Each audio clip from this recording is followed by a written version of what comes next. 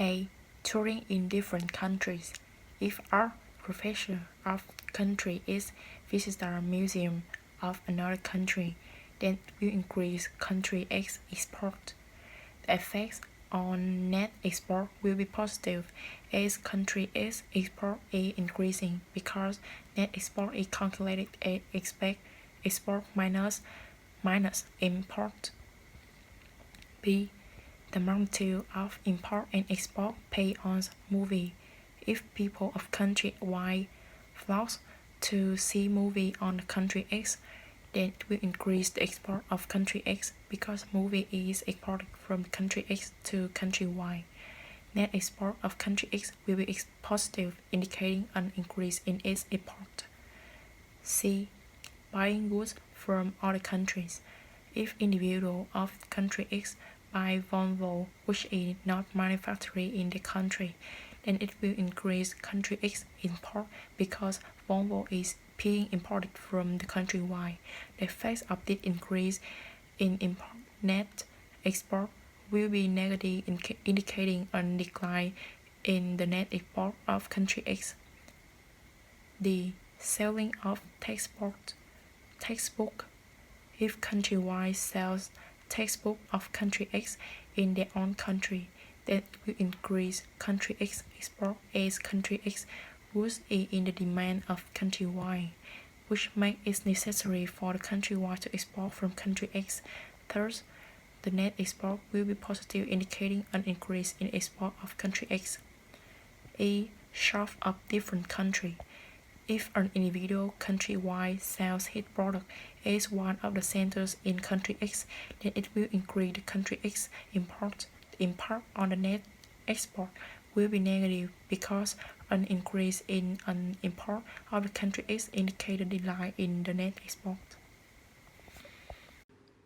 Chapter 31, Question 4. When an American cellular phone company establishes an office in the Czech Republic, it will represent an increase in U.S. net capital outflow and direct investment. When Harold of London sells stock to the General Electric Pension Fund, it represents an increase in U.S. net capital outflow and portfolio investment. Honda expands its factory in Marysville, Ohio, represents a decline in the U.S. net capital outflow and a direct investment. And a Fidelity Mutual Fund sells its Volkswagen stock to a French investor, will represent a decrease in the U.S. net capital outflow and a portfolio investment. Hello everyone, I'm Long from Group 2. Now I will present the chapter 31 and I will answer the question number 7. So the question is, a can of soda costs $1.25 in the United States and 25 pesos in Mexico. So what's the peso dollar exchange rate measured in pesos per dollar if purchasing power parity holds? And second question, if a monetary expansion caused our prices in Mexico to double, so that soda rose to 50 pesos, what would happen to the peso dollar exchange rate? So I will answer the first one first.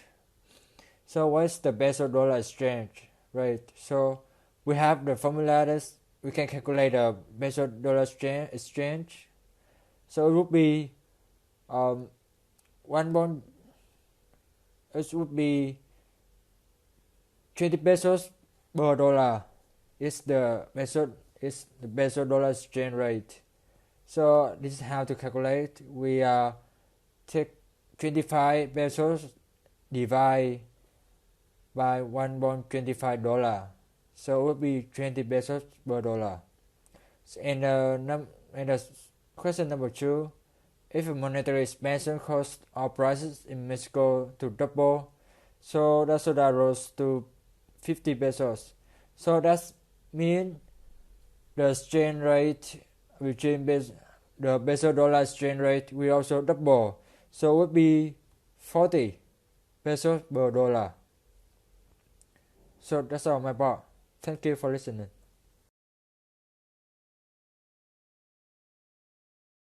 Okay, today I will answer the question 1 in chapter 32. Question 1 asking about the Japan generally run a significant trade surplus.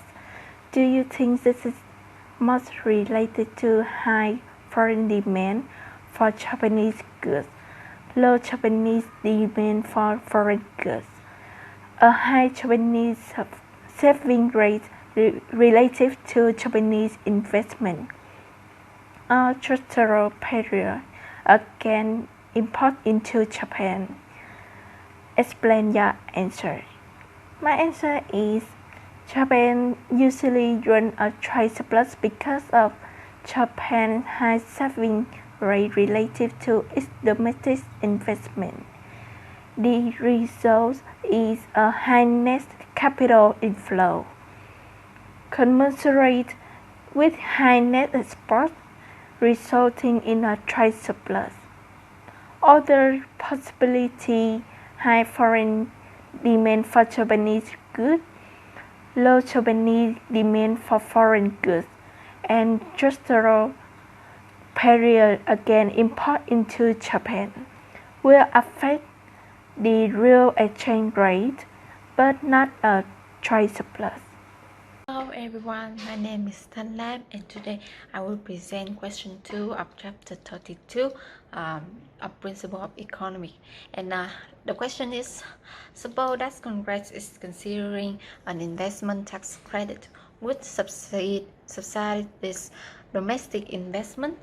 A. How does this policy affect national saving, domestic investment, net capital outflow, the interest rates, the exchange rate, and the trade balance? And B is representatives of several large exporters oppose the policy. What might be the case? So, for the first question, for the first one, my answer is if Congress passed an investment tax credit, it subsidizes domestic investment. The desire to increase domestic investment leads firms to borrow more, increasing the demand of loanable funds. And so at the chart, it raised the real interest rate, thus reducing the net capital outflows, and the decline in net capital outflows reduced to the supply of dollars in the market for foreign exchange, raising the real exchange rate.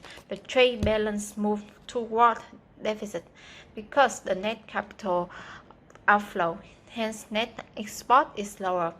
The higher real interest rate also increased the quantity of national saving. In summary, saving increased, domestic investment increased, the quantity of national saving.